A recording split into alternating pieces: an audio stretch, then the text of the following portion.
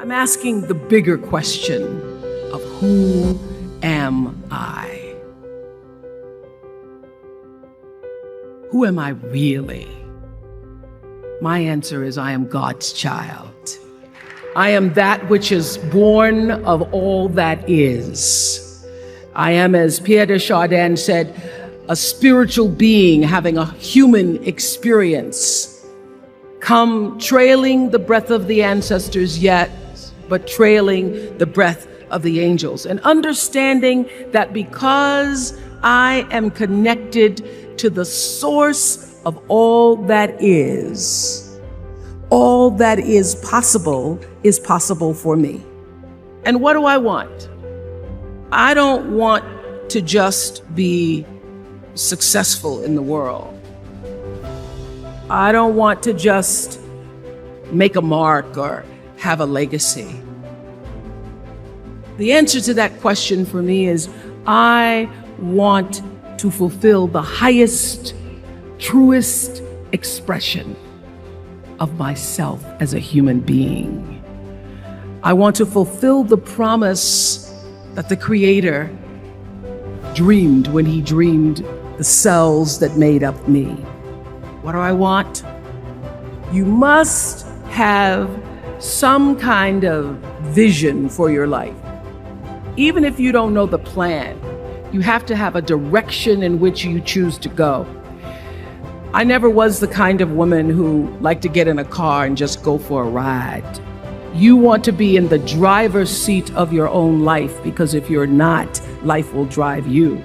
Knowing who you really are in this space and time that we embody.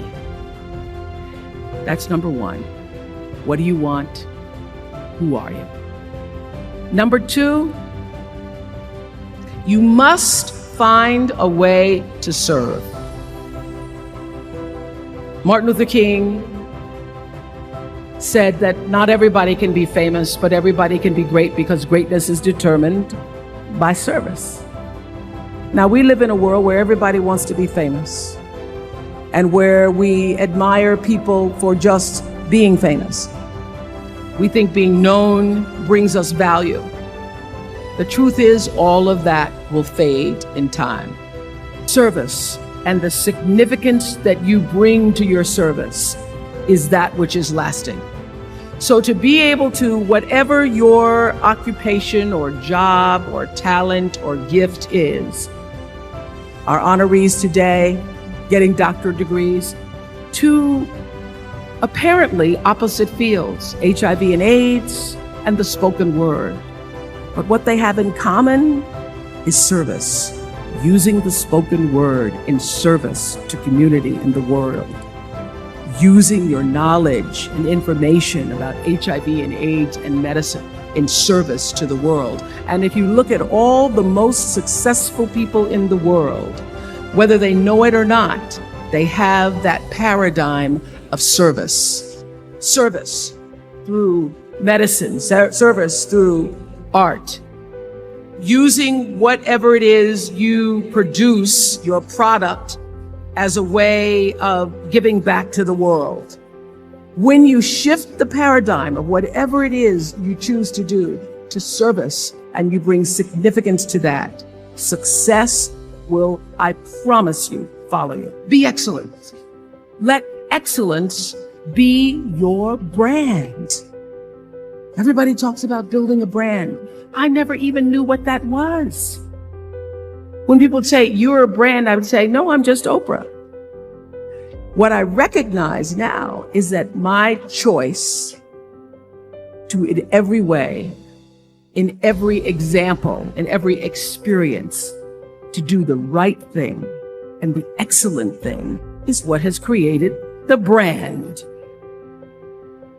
Years ago, I did an ad for Revlon for an ad they were doing called Unforgettable Women. And what I know is that when you are excellent, you become unforgettable. People remember you. You stand out. Regardless of what it is, you become an unforgettable woman. And that is what we all want. We want to be unforgettable and not forgettable. So doing the right thing, even when nobody knows you're doing the right thing, will always bring the right thing to you. I promise you that. Why? Because the third law of motion is always at work. For every action, there's an equal and opposite reaction.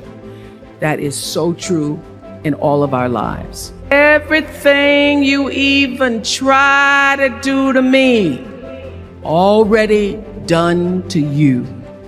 So you don't have to worry about revenge or getting back at somebody, making sure they pay. You just have to do the right thing, and the right thing will follow you even when people don't support it.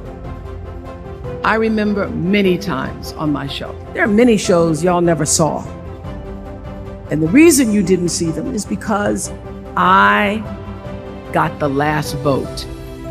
The most important thing I have come to know in doing the right thing and making the right choices is understanding what we talked about yesterday. All of you leaving here have the potential for enormous success. There's a price that comes with that. People don't always like you, and they're not always happy for you.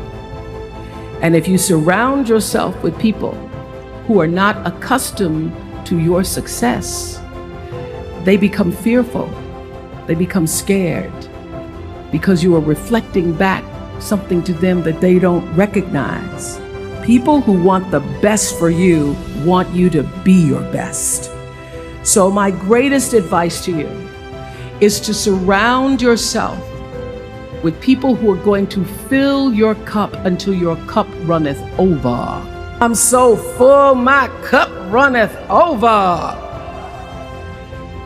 And to know that once your cup runneth over, you cannot spend your life with your gallon-size offerings, offering them to pint-sized people.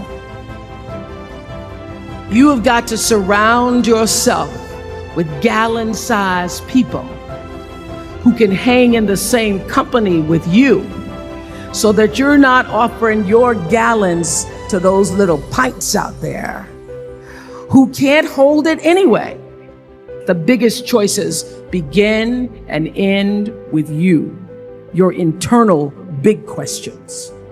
Who do I want to be in the world?